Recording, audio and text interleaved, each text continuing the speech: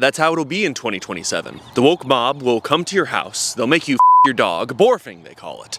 This isn't actually a preview for the video. I just noticed a lot of YouTube videos are doing this now. It's really fucking annoying. There's a complete non sequitur. In order for this to happen, your entire frame of reference will have to change. You'll be forced to surrender many things that you now scarcely know you have. I'll never get over that all you people are just me, with all the details changed around. I don't really care for it. You know, when I go outside, I expect to be treated a certain way. I am the final page in a book that has been written since the beginning of time immemorial. You are a bitch, and you're in my way. Can I tell you something a little gay? I need to love everybody, because I know that I just can't love myself otherwise. Why yes, that is an incredibly reasonable position to have. Thank you. I don't think that's a crazy notion. Like, it's impossible and annoying, yeah, but there's a logic to it. I'm too much like everybody else. What amount of leaded gas did I need to huff as a child to turn into John Wayne Gacy? Well, I cannot say, but I bet there's an amount. How many boys did he kill? 40? Am I really any better, having only killed 20? If you don't deserve love, then neither do I. Neither do any of us. Except for those few people that are, they're perfect people. Of course they deserve love, they're perfect. I'm endlessly fascinated by what exactly it is that I'm made of. Am I the stardust of an uncaring universe tossed about by cosmic forces, forced to find meaning in the random elbow jabs this icy bitch of a cosmos throws at random?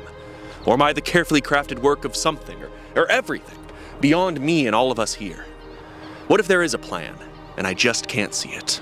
Star farts, or some old man's strange experiment? What's his game, do you think?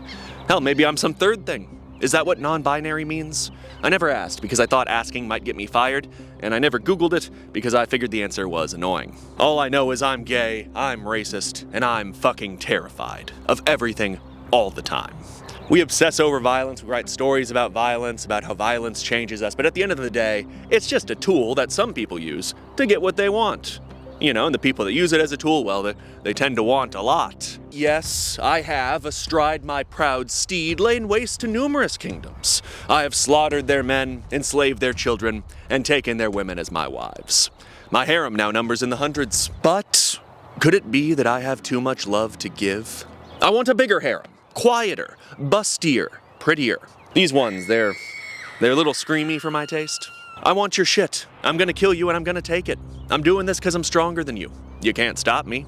Why would anyone bother to stop me? This has happened a million times. No one is coming to save you because there is no one else. There are the weak and there are the hungry, trapped together here forever. What is your rebuttal to the bandit / goon / Apache / Mongol / conquistador / Viking / you really just can't give white people boats. You give us boats, no one's fucking safe. Hunger has teeth. What does love have? It's not that love is fake, it's not that it doesn't matter. It's powerful, obviously. If you're a human, you understand this, but it's not enough. It never has been. Because hunger has teeth. Because hunger teaches the lesson that love's a waste of fucking time anyway. Love takes off the masks that we fear we cannot live without, and know we cannot live within. I use the word love here not merely in the personal sense, but as a state of being, or a state of grace. Not in the infantile American sense of being made happy, but in the tough and universal sense of quest and daring and growth. I don't think there can be a point to any of this. There can't be a point unless somehow, all of a sudden, inexplicably, as if by fucking magic, love suddenly becomes enough. Unless the point is the hunger. You can't build a future with teeth, you eat the future with teeth. That's the worst part, when right-wing people talk about the weak, right? When they see a hungry mouth, they cannot conceive that it won't bite them. That's all their hungry mouth has ever done to anyone. Oh my God, the bum is coming right for my health insurance! Deadbeat dad, talking about fucking rockets. He doesn't even have the balls to have a harem. He uses IVF. Who wants to be a dad, but not a father, and also doesn't want to come inside of a woman?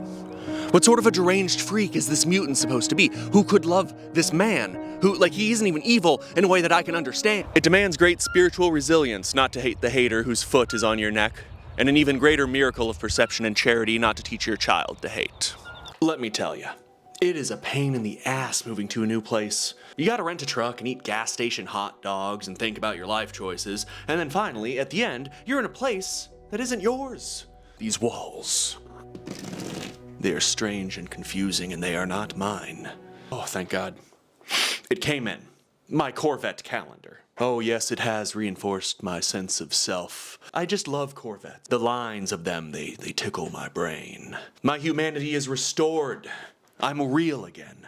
But there's a problem, and that problem is a hole in the wall. I'm talking about those nefarious thumbtacks, those nails that destroy the walls. What's the alternative though? Like tape? You think I'm gonna tape this part of my soul to the wall? This leaves you with two options. Buy a frame for your posters, which you will not do because you're lazy, and that still leaves holes in the walls, or you buy Displate. Displate sells gorgeous, high-quality metal posters, which are easy to put on the wall and leave no damage. No tools, no mess, and no fuss. There really is something for everyone, from gamers to those filthy film watchers, as though anything below 120 frames a second could be considered art. It's hard to deny the subtle but noticeable lift in my mood which this boat has given me. Please click my link in the description to get 25% off one Displate or 35% off 2 or more Displates. Thank you, Displate, for sponsoring this video. Oh, fuck me. Let's talk about liberals. Fuck me. The fact is, white people, they're aliens. They're invaders. But brown people, why, they're the sacred stewards of this earth. They are the inheritors of great and ancient cultures, which we must protect.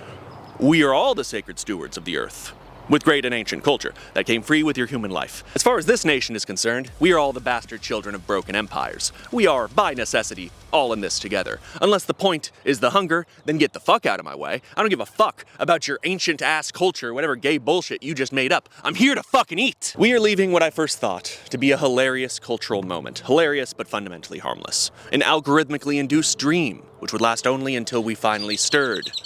Shut up!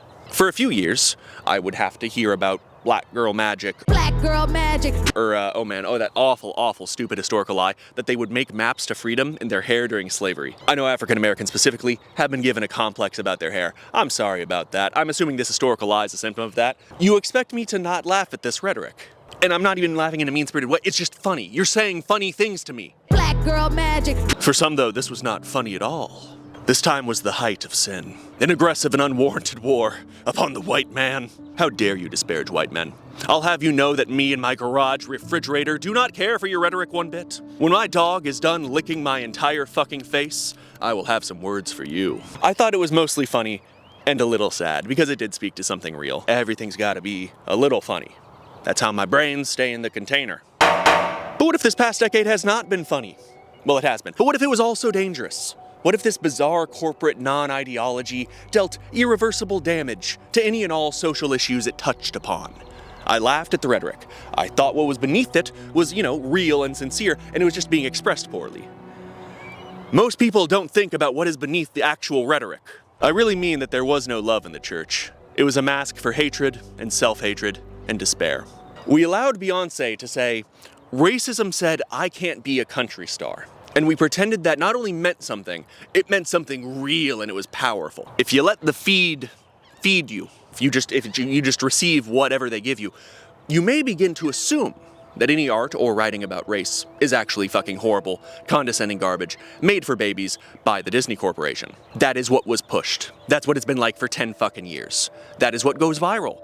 That is what is discussed. Because there's no money in the real shit. No, I'm sorry to say, the Beyonce country album is not another volume in Beyonce's years-long project to surface and pay tribute to black culture. Beyonce makes music for gays to do poppers and fuck each other to. There's nothing wrong with that. I am homophobic, but make no mistake, that's a product of jealousy. Just getting off with the boys. Sounds so simple, so elegant. Talking about Beyonce, like she's Maya fucking Angelou, does not make Beyonce better. It makes no one feel the need to find Maya Angelou. Beyonce is just as good.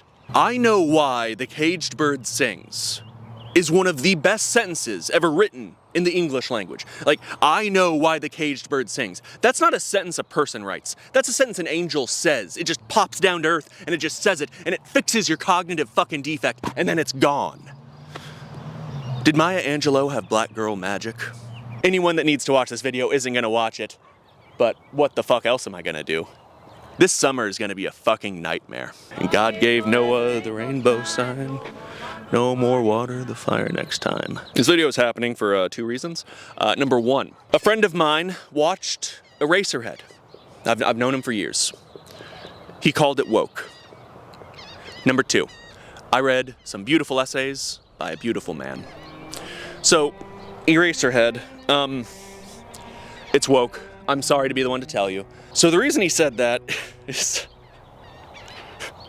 I'm sorry that I'm about to tell you the reason that the man you don't know thought Eraserhead was woke. Could you imagine a more unpleasant thing to fucking learn? There's something in your head now that I'm kicking the fuck out so that you can learn why Eraserhead is woke. So he said it was woke because he thought it was criticizing toxic masculinity. He thought that was what the film was made to criticize. So, for the sake of argument, let's say it is. It's fucking Eraserhead. I don't know what it's about. I ain't a movie guy. It's a Lynch movie, so, I don't know. It's about black girl magic. But let's say my friend is absolutely right, and that's what Eraserhead is about. There's a dark, dominating side to male sexuality. Art has been made about that, a lot of it by men. Some of which I really like because it's not condescending. It's an exploration of the human condition, which I accompany the film through. Jesus, is this fucking necessary? The whole Eraserhead thing sort of fucked me up. Clearly. It triggered a really disconcerting thought.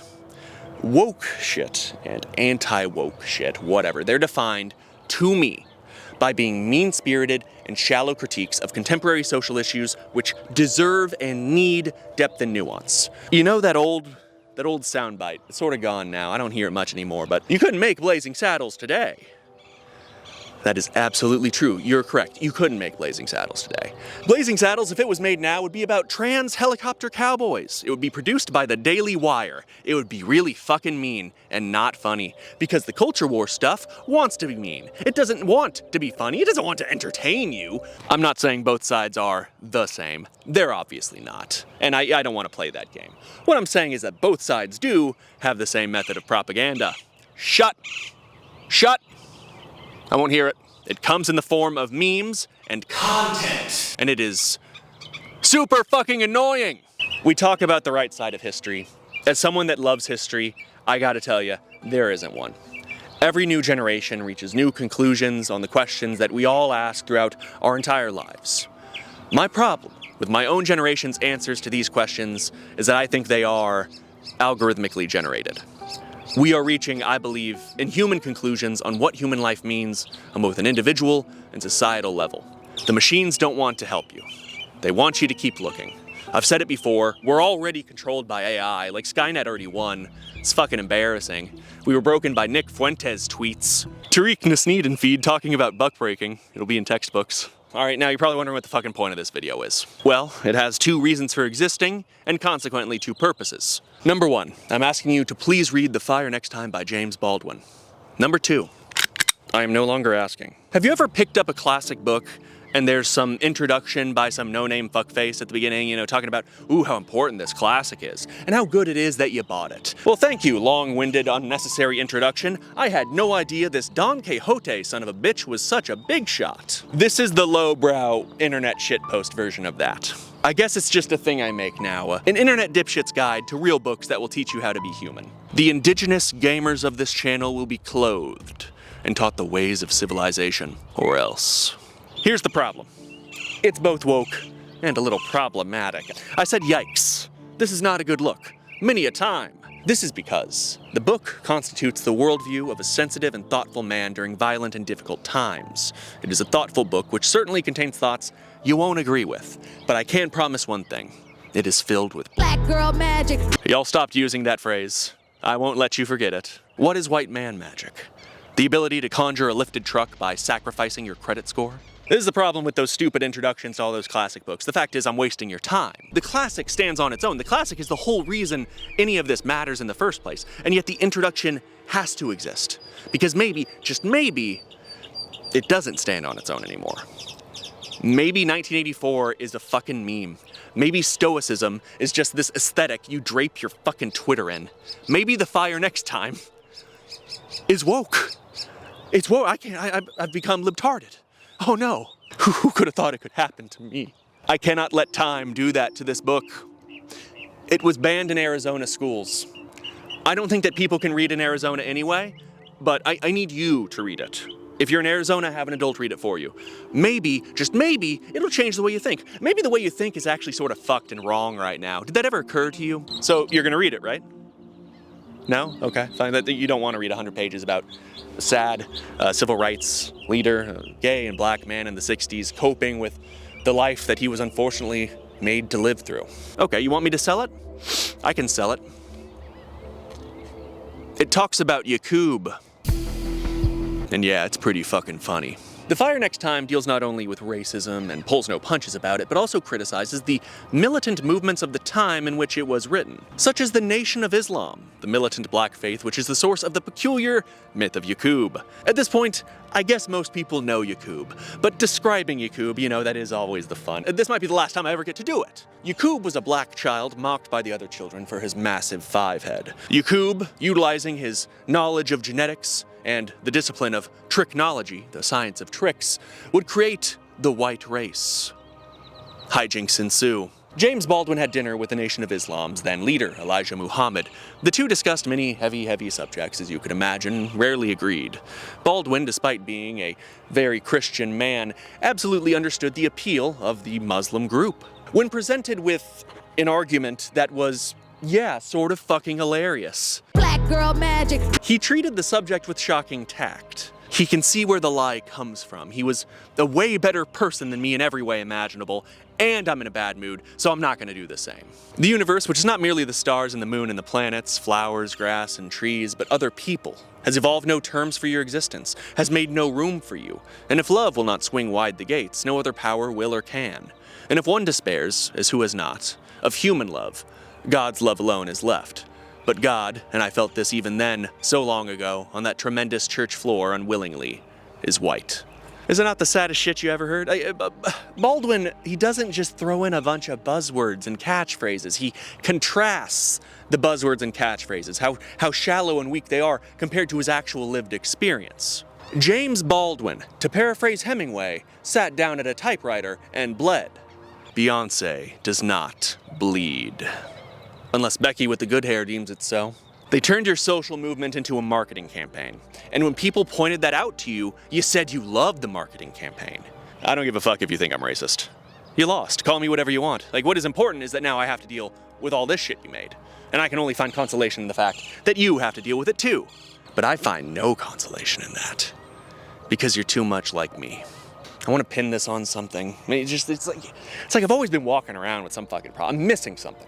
I had something, someone took it from me. This is unique to me, no one else feels this way. I don't know what it is that I'm missing. I had it here, and now it's gone. And did the Jews take it? Hey guys, I decided I'm going to start doing an outro because so many of you have thankfully decided to contribute to my Patreon. I appreciate that, especially in this rough time where YouTube removed me from the partner program for like extremist rhetoric or hate groups or whatever the fuck, which is nice because so many other YouTubers have built careers on funneling others into hate groups. So, you know, that's nice that I'm the one paying the price for this. Please bother YouTube on Twitter about it. Just ask why. I would like them to examine their position, frankly. That's all I want, so don't be mean. That won't help anyone, trust me. Yeah, no. Thank you for your support. I'm sorry this one may be a little messy. Yeah, thank you as always for your support. Thank you for watching, like, subscribe, what have you. Yeah, adios.